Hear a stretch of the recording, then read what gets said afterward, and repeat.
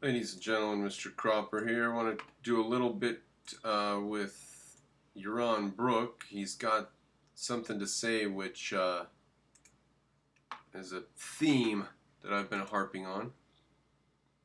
Social democracy.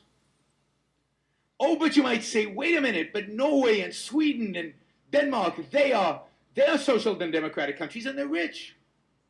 They're rich. And yeah, Norway has a higher GDP per capita than the United States, almost exclusively because of the oil. Sweden is a little below the United States average. Denmark is below the United States average. Finland is below the United States average, although Finland is quite a bit below. Finland is the poorest of those countries on a GDP per capita basis. But those countries are not socially democratic. Let's go through this. Higher personal and corporate tax rates. They have higher personal tax rates, but low corporate tax rates. All those countries have relatively low corporate tax rates. Low corporate tax rates. Higher government spending. Not much higher than the United States. So they've got less tax than us. They've got about the same spending as us. More worker protections restricting ability of companies to hire and fire. Less than the U.S. It's easier to fire somebody in Denmark than it is to fire them in California.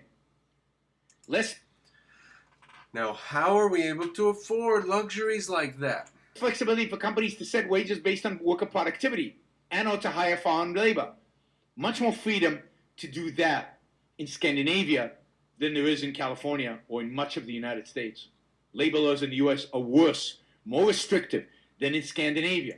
Now, we've gotten around that by having a zero tariff trade barrier with China, right? So you can just hire labor in China just by purchasing products from China. So we've gotten around that. So that's sort of not really true, but... More reliance on regulations, much less reliance in Scandinavia. Less reliance on regulation in Scandinavia. More constraints on real estate development. Not sure. But I think there's less zoning and constraints, certainly than parts of the U.S. The big cities in the U.S. where real estate prices have gone through the roof are some of the most constraints in the world. More antitrust enforcement? No. And more state intervention in product markets? No. None of that exists in Scandinavia or is at the levels of the U.S. and Scandinavia.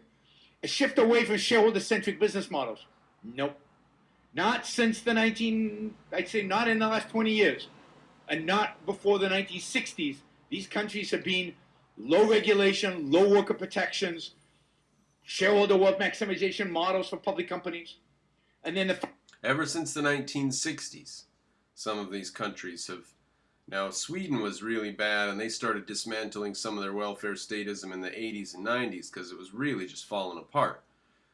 So they have lower barriers to open a business in some places in the world than we have in America now. Final one, more protection for workers in domestic industries through tariff and non-tariff barriers. Scandinavia is more free trade than the U.S. Certainly under Trump. More free trade than the U.S. That's what I just cannot get on board with. I can't get on board with any of that stuff because what's going to happen in 10 or 20 or indeed in 5 years in Sweden, in Scandinavia, and all the Scandinavian countries, in Denmark, in Germany, in France, in Britain? What's going to happen in these countries? How are you saying that they're just as free or more free than the United States of America? It's flimsy. These countries have been this free ever since the 60s. The United States has been this free since the 1770s.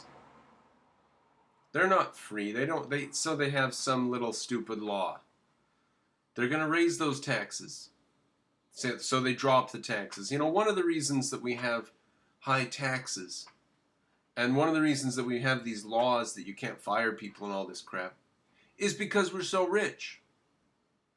Now, it's costing us. I'm not saying that hasn't hampered our productivity. We get a bunch of wealth and we make a law.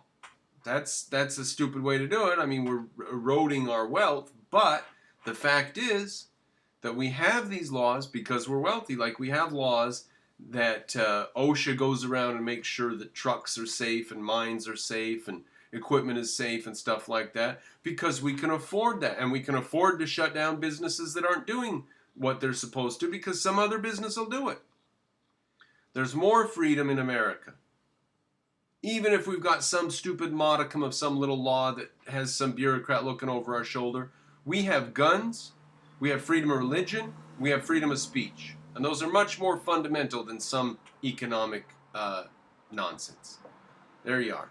Not true, Yaron Brook. It is not true that America is less free just because some stupid little economic detail of some kind captured your attention.